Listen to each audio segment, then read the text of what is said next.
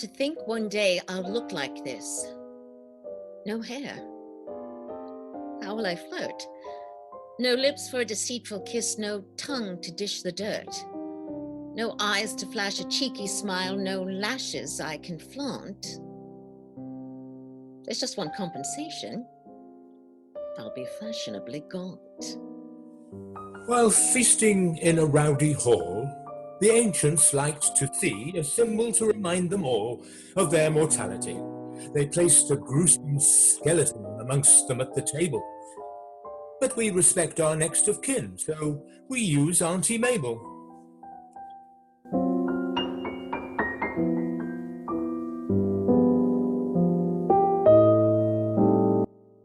Good evening, ladies and gentlemen. You mean good afternoon? Oh, this dreadful curfew. We'll send you all home before dark. Like little children. No, fully soused. By 5 p.m.? In wartime, one must adapt, start drinking earlier. I started when I was 12. You were wise beyond your years. Now I'm years beyond my wisdom. True. You made a big mistake divorcing me. Not as colossal as marrying you, darling. Marie Antoinette was a snob. Execution could not make her sob. But she loathed being seen on that crude guillotine where she had to hobnob with the mob. An asp received a call to dine on Cleopatra cake. The naughty queen ignored the sign. Please do not feed the snake. Welcome to Harry's. New York bar in Paris. And our guests do know where they are. Do they? With that monstrous banner draped outside, one could easily think this is Berlin. Oh, let's not antagonize our hosts. They started it with their exterior decorating. The Militärverwaltung has allowed our event to proceed. Under the watchful eye of the Gestapo. Only a pair of lowly criminal assistant and data. Don't be so fluent, Elli. It's embarrassingly unpatriotic. I can't help being educated. The hostess at a seance said her ghostly guests were rude. It's no excuse they're being dead. They still should try the food. A fly is floating in your tea. Don't fish it out or sink it. Debrett's advises courtesy. Smile graciously and drink it. We're here to roast the Grim Reaper. With a selection of light verse. Composed partly by my former husband. And partly by my current collaborator. Don't use that word. He sold his soul. He's filthy rich. Now look what fate arranges. He sees the light, but there's a hitch. No refunds or exchanges. Death has a bow and arrow, and he stalks his prey with glee. His eye is on the sparrow, and I know he watches me. This entertainment is in commemoration of our dear departed spouses.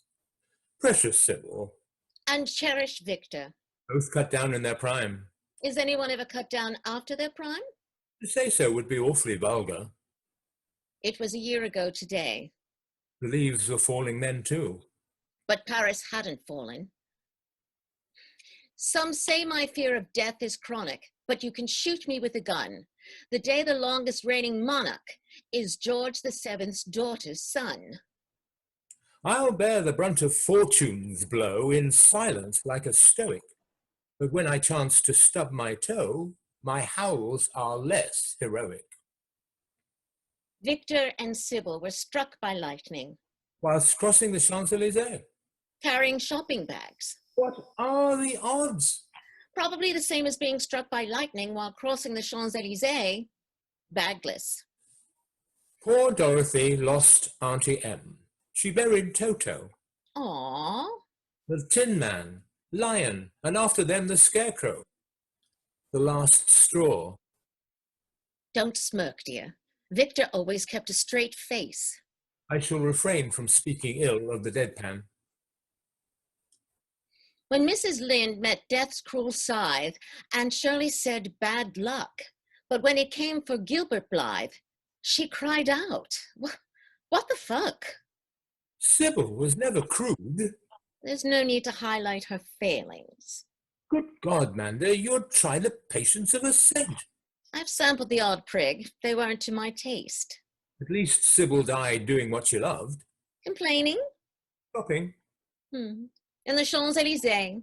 How ironic. Elysian fields. Until the Germans renamed the avenue. What will it be, Elli? Paradise Anlich Geitreizfelde? I prefer only 2 words. That is only 2. What will they call this place?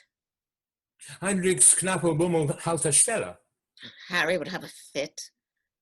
Luckily, Harry's safe in London. Don't divulge his whereabouts. Relax, darling. A bartender is hardly likely to be on the Nazis' wanted list. He says air raids began shortly after he arrived. He shouldn't take things so personally. We have our bodies. Love abounds. There's beauty, joy, and mirth. I'm sorry, but your heaven sounds suspiciously like earth. Eternal pain and misery?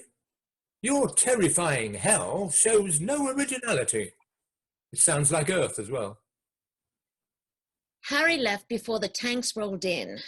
Why did we stay? You and I take bickering in our stride. An invasion is a sight worse than bickering.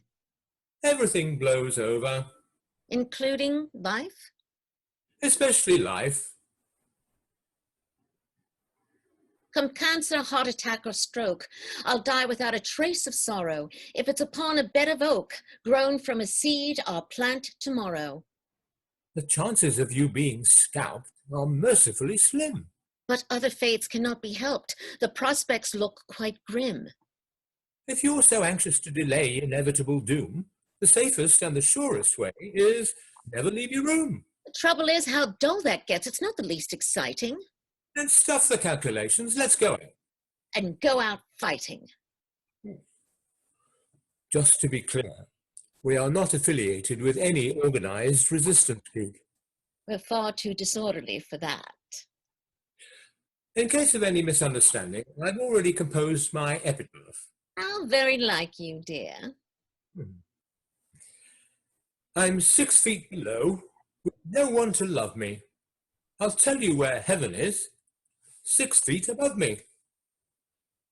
I prepared mine too. And you accuse me of vanity. Nothing to see here. Move on, pal. Don't mourn all teary-eyed. This corpse is but an empty shell. I was the nut inside. I'm a cold fish. I never wept for Sybil. Nor I for Victor. Well, when the time comes, I dare say one of us will test the other's resolve. I shouldn't wonder. You should cut down on those cocktails. Cheers, darling. May you live till you're 110.